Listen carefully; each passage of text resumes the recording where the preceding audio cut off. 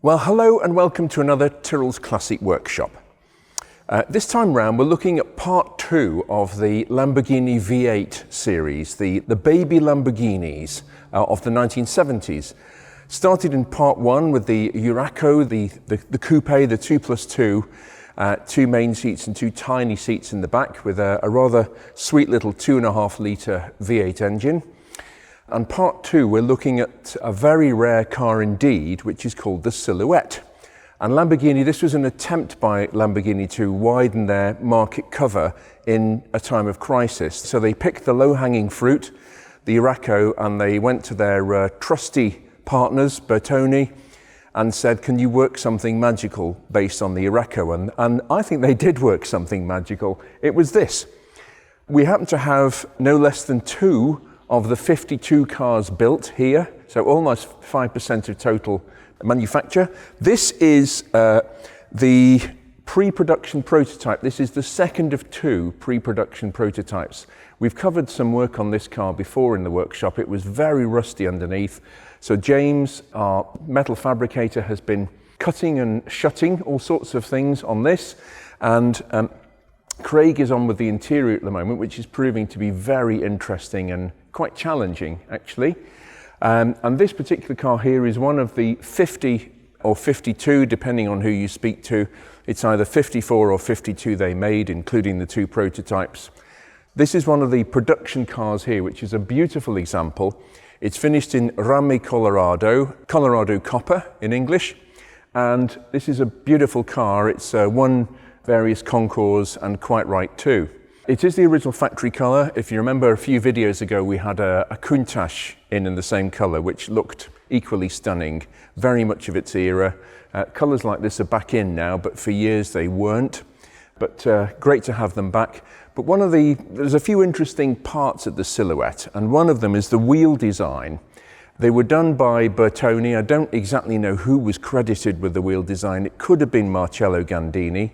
But this beautiful 5-hole sort of telephone dial type wheel is stunning, a stunning piece of industrial design. And the other interesting thing about the Silhouette, and I'm very open to correction here, but I think it was the first production car ever with very low profile tyres on it.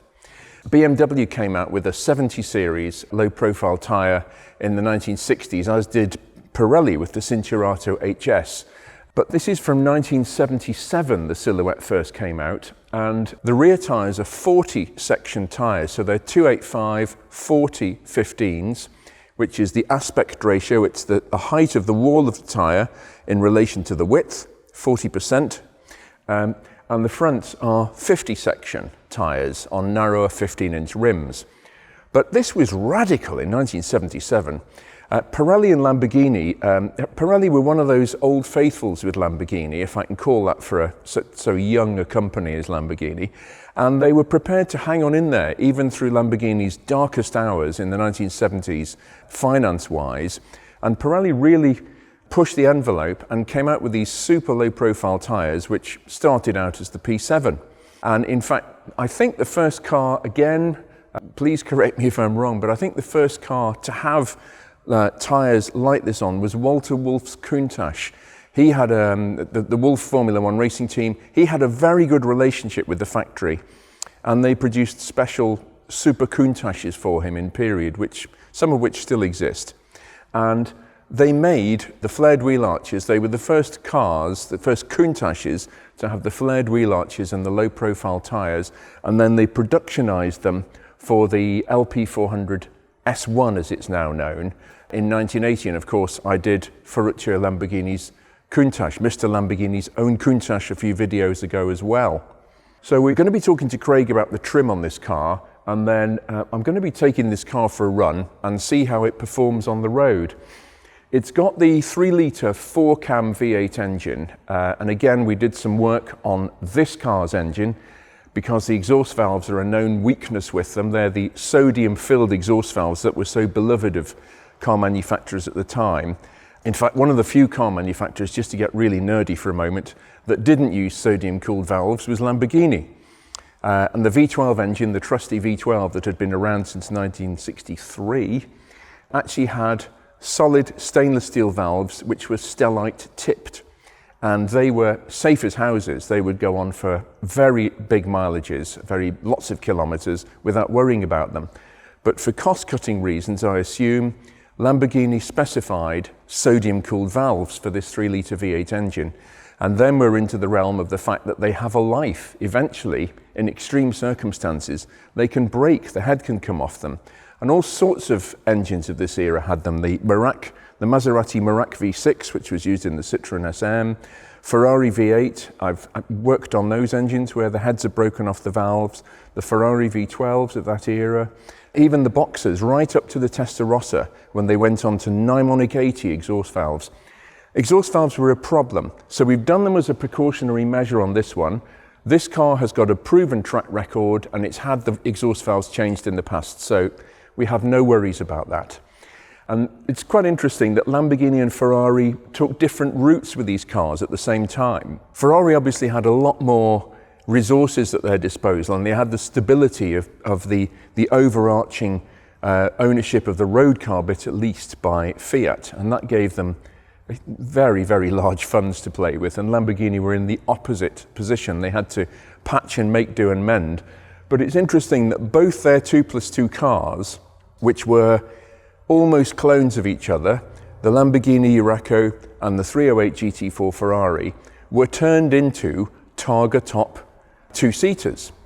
And this car actually predated the Ferrari 308 GTS by just a very short period of time. But I think this car really works. And the reason why Lamborghini didn't sell more than 52 of them, or 54, is because they couldn't afford to get them certified for the US. So they were a Europe-only car. They made a handful of right-hand drive cars for other world markets as well, Far East, Australia, the UK. And we're left with 52 of these charming cars, a very rare beast. They missed the boat with the US, they couldn't afford to certify it, so they couldn't sell that many of them, which is a pity really, but makes the experience all the more to be relished now. So I'll go and speak to Craig, we'll see how we're getting on with that, and then we'll take it for a run. And also it's worth mentioning a huge thank you to everyone for their fantastic support for the channel. We have just gone over 100,000 subscribers on 38 videos and just on 2 years, which is fabulous. And I really want to thank everyone for that. For those who haven't subscribed, please do subscribe, and please also follow me on Instagram, because there's always some interesting photographs cropping up there. Well, just before we do make it to Craig's trim shop at the end of the workshop, I thought it was worth just having a look at this. We did have this car's come from Canada, and it did have an extra passenger, a little furry friend. So we're now in the business of importing livestock, or dead stock in this case. And it had been living rather nicely around here. So we got rid of that. And as you can see, the electrics on this car in this period were quite challenging. Every switch has individual connectors on it instead of a multi-plug. So good job we got Pete on site, who is very talented at car auto electrics. But this is the nitty-gritty of what a dashboard or firewall or bulkhead or scuttle, depending on what you want to call it, looks like on a hand-built prototype car. The production cars weren't actually that different, but they did tidy things up for sure. So right, we'll go and see what Craig's up to now with the rather more beautified end of the dashboard. Well, Craig, you've been busy. So this is some of the interior parts out of the second prototype Silhouette. Yes. Okay. The car is 1977, I think, and this looks pretty. I know it's pretty worn. grim. Yeah, there were no rips or anything, but it was just worn. It looked very tired. Yes, and this material is called mouse hair, isn't it? Yes. Which was a great. Ferrari used it on Daytonas, Dinos, and it was very beloved of Italian car manufacturers before they discovered Alcantara, I think. Which I know launched themselves at with gusto afterwards. Nothing wrong with that. Alcantara is a nice material, but the problem with mouse hair is it fades in UV light. which is what's happened to this. But this looks a bit. What's going on here? So there's all kinds of cutouts that have been blanked off, and then there's this that fits over there, which doesn't really fit very nicely. So yeah. I'm looking at this because that serves absolutely no purpose. No, I know. I mean, they could. Why have they deliberately cut out that hole and then put a blanking plate underneath I know. it? Yeah. And then this is held on with ridiculously long screws here, which are completely over the top. Know. I don't why know is why. that there? Yeah, exactly. It's not even a nice hole No, that they've cut. Yeah. It's been done on a Friday afternoon. Yeah. But this is the thing about prototype cars. Prototypes are one step away from motor show cars, where they just cobble things up to look. They're not working vehicles more often than not. They just cobble them up to look beautiful, and they do. Yeah. But when you it's what's hidden. Exactly. Yeah. When you start scratching under the surface. Yeah. This is obviously out of a standard Urraco. And you say that. Yeah. We've got a bung where the cigarette lighter used to be. Right. That's half a rubber grommet. Yes. Isn't it? Yeah. Blanking So they've grommet. blanked that off. And trimmed over it. And we've got this bit over here, haven't we? Which is the centre console. So that would fit there. They've double top sewed the seams around here, and then got to here and just single top sewed. Right. Is that normal? Well, you would think that it would follow through every element of the car. And also where the dash is, they've double top sewed. So you've got double top sewing, single top sewing, double top sewing for the dash. So I know it doesn't really follow through either on that. The dilemma we're now faced with is like archaeology, isn't it? This has obviously been like this for the last 44 years or whatever. And we daren't alter anything because it's such an important car. I know, yeah. It's quirks. So you're going to have to replicate their inconsistencies. Yes. Yeah. We could make it. You mentioned to me earlier something about the graining being different in different parts of it. Yeah, there's parts of the grain should all run the same way. So there's a border. So they've cut one grain going that way. They've cut the grain going that way on the other side, and then they've cut the grain on this side, which should mirror that side, going upwards. So in other words, it feels like they've cut it from the other side of the fabric wherever they want to cut. Oh, I see. And they haven't thought about the grain running that a certain way all the way through the fabric. That's so funny. Yeah, without looking at it really. Well, again, we have no choice but to replicate that in a way. Yes, I know. Yeah. That looks beautifully done, that stitching, doesn't it? Oh yeah, and that's good as well. But and I don't know why they'd do that. And also the fabric looks different as well. Looks a bit thicker than the fabric. Oh, I see. From there. Yeah. Okay. Well. Yeah. And you have started doing some bits. We've got the mouse hair material, haven't we? Yes. Yeah. So those are for the for the A posts. Yes. Yeah. Oh, isn't that lovely? Oh, I could sit and stroke that all evening. But as soon as you put your thumb on it, it starts to make a mark, and you have to be so delicate with it. It's the pile. As always. Yeah. It's better than Blofeld's cap. That. Yeah. It's lovely. Not that I would know, of course. So we've also got these bits as well, I think. So that is that. Right. Oh, that's lovely. Yeah. This goes behind the seats. This is part of the back of the sill. Yes, B-post. So that actually sits in the car. Yes. Effectively like that, doesn't it? Yes, it does, yeah. But look at the back. What's going on I know. here? It's again. What's all this? Why drill one hole when you can drill half a dozen? Amazing. The world of prototype cars. What can we say? It is. Yes, keep at it. We're doing the right thing. You've just got to bite the bullet and do it. I know.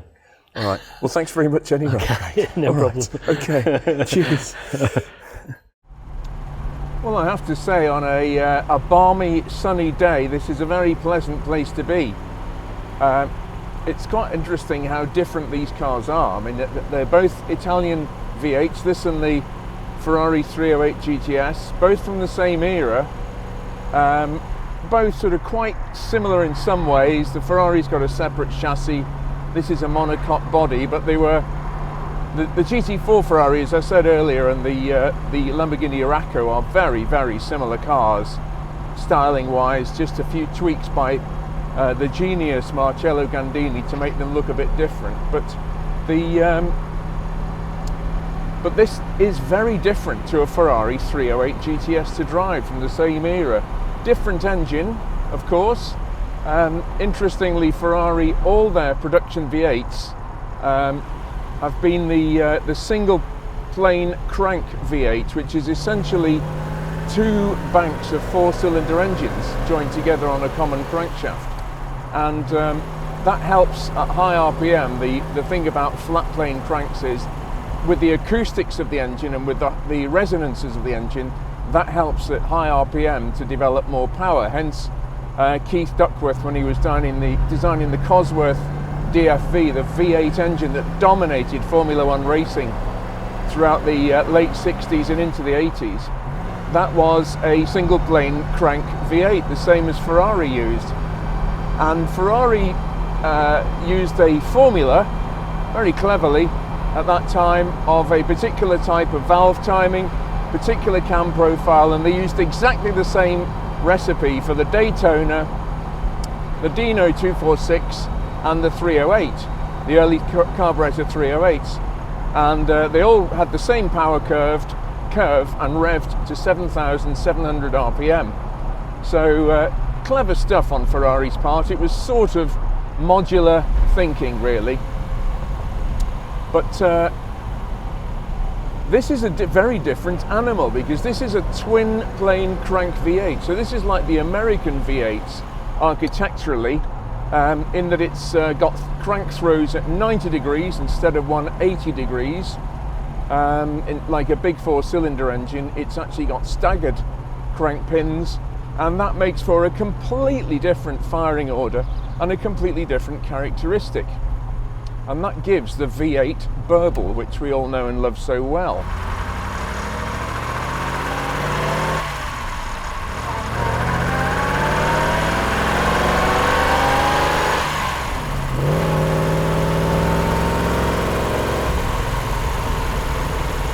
And the thing about that V8 burble is that it gives low down torque. Because of the staggered firing characteristics, it gives that offbeat V8 rumble. And because of, again, of the acoustical properties of a two-plane crank V8, they are predisposed to give more torque. Now this engine is a twin plane crank V8, it's a conventional V8, hence it's got that noise. Why did Lamborghini go this route and Ferrari went the single plane crank route? Probably because of Ferrari's racing history, their racing heritage, their racing pedigree. They wanted to make a detuned racing engine, whereas Lamborghini went at it the other way and said, let's have a torquey V8, or make a V8 ranging from 2 litre to ultimately 3.5 in the Halpa after this. This is 3 litre. Why don't we make that as torquey as possible by making it a twin plane crank V8, predisposed to torque, and then tune it up? And that's what they did, whereas Ferrari took a racing engine, a single plane crank V8, and tuned it down for the road. And actually Ferrari did a very good job, because it's quite a torquey engine, which a single plane crank V8 normally is not. So there was some clever trickery at work there. But having said all that, there is something lovely about a burbling V8, and this car has got it. It's properly warmed through now. I think it's about time we opened this car up and heard the music.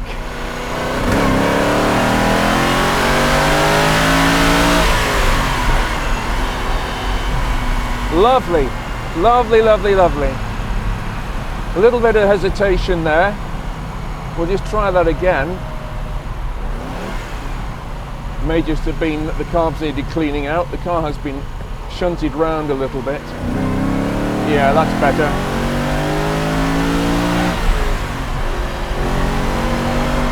Very different noise from the Ferrari V8, right up to 7,500 revs.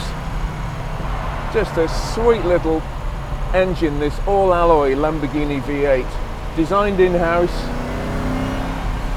This is chain-driven, 4 overhead cam in the 3-litre engine, whereas the 2-litre and the 2.5 had a almost a wedge-shaped combustion chamber, like the American V8s, and a huge cam belt driving the whole thing.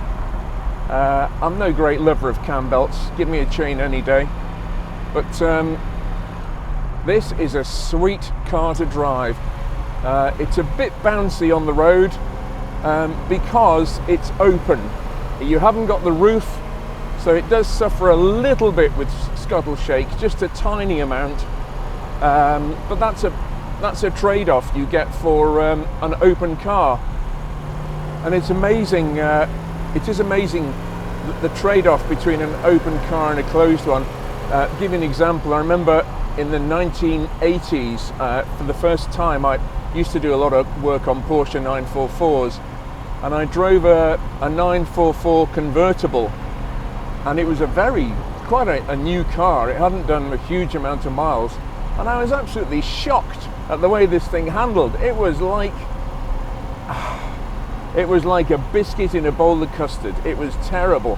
And that was because Porsche had put softer dampers on it, on the convertible 944, much softer than the coupe, to try and contain the inadequacies in the shell of the body flex, in the body shell. And I must admit I was shocked. Very nice car, but oof, very different from the 944 coupe. And this is sort of similar in a way. I'm guessing the suspension is the same, it has that torque feel, but I'm being hypercritical now.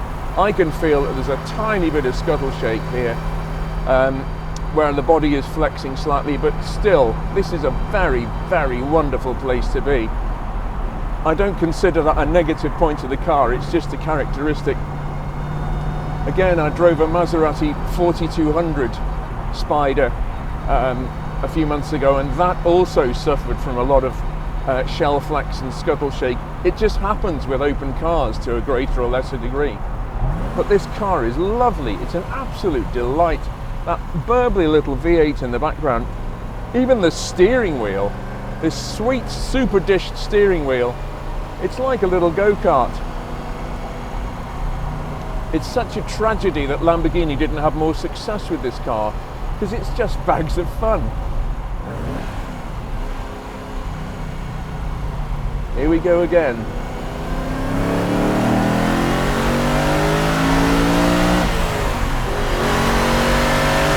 Oh, lovely.